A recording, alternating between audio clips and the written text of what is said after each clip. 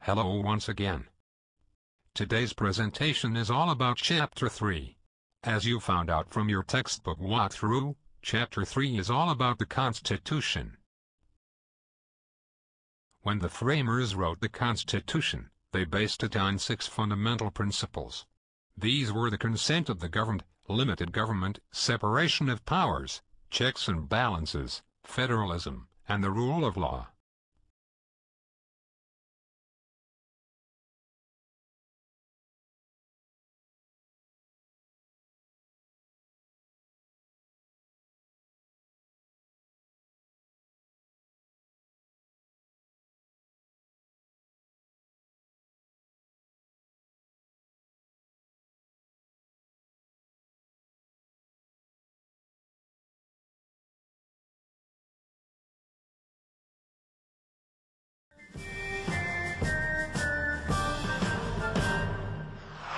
The Constitution that the delegates signed in Philadelphia in 1787 was based on 3 essential principles, and those principles still apply today after more than 200 years. First is the separation of powers. That means that power is divided between 3 branches of government: the legislative branch that enacts the laws, the executive branch that sees that the laws are carried out, and the judicial branch that interprets the laws. Next is a system of checks and balances. This means that each branch of the government has some authority over the other branches. It limits the powers of each branch and assures that each one has to work with the other. That way, no one branch can become too powerful. For example, Congress passes the laws, but the President has the power to veto or reject the law. However, if 2/3 of the legislators still want the law, even after it's been vetoed, they can vote to override the President. And the Supreme Court can invalidate or cancel a law if it finds that the law contradicts or violates the principles of the Constitution. That's just one example of checks and balances. Like the separation of powers, the system of checks and balances assures that power within the government is kept in balance. A third principle of the Constitution is called shared powers. That means that the federal or central government shares powers with the states. So the federal government has some powers, and the states have some powers, and they share some powers. For example, only the federal government can declare war and print money, but the states can establish their own schools and regulate local governments. But both the federal and state governments can impose taxes, regulate banks, and have their own courts. This makes our national government a federation. Remember, we said before that a confederation is a weak central government with very strong independent states. Well, a federation is a strong central government that shares power with the states who keep control over their own affairs. That's an overview of the Constitution. Now let's look at the Constitution step by step. The consent of the governed means that people are the only source of government power. Limited government means that the government may only do those things that the people have given it the power to do.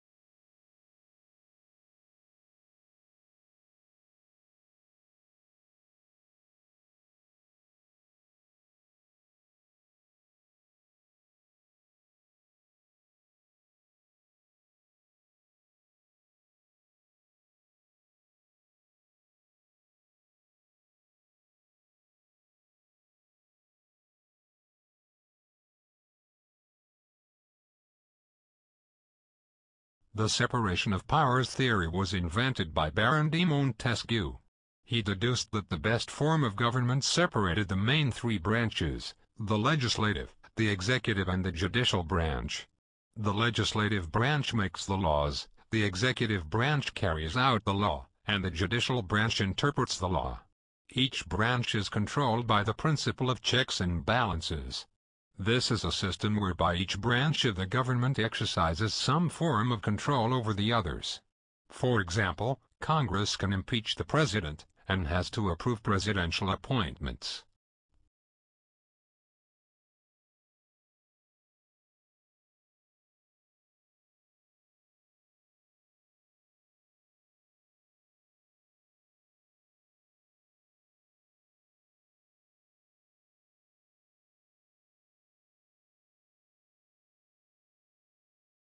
The president is one powerful guy, but not so powerful that he can't be held accountable for his actions by Congress and the Supreme Court.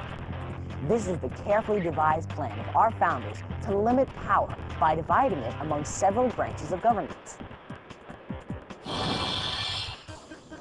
June 17, 1972. 5 men break into the Watergate apartment complex in Washington, D.C. Their mission? To wiretap phones, bug offices, and photograph files at the Democratic Party national headquarters.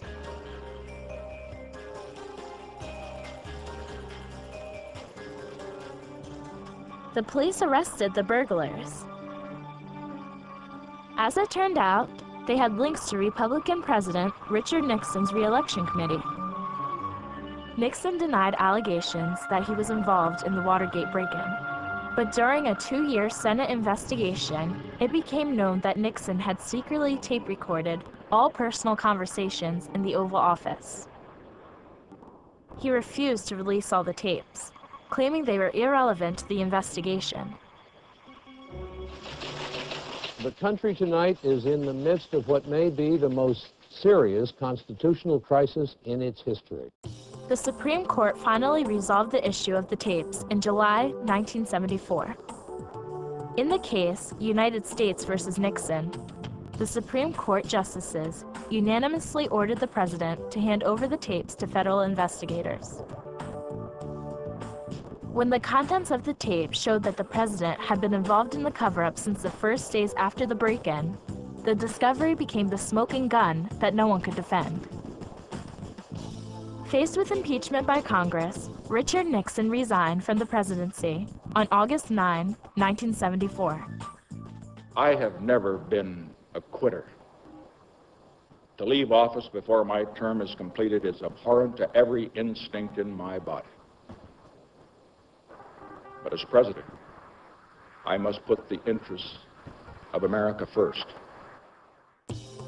Ironically, Nixon's demise was orchestrated not just by his own actions, but also through the foresight and brilliance of the writers of the U.S. Constitution.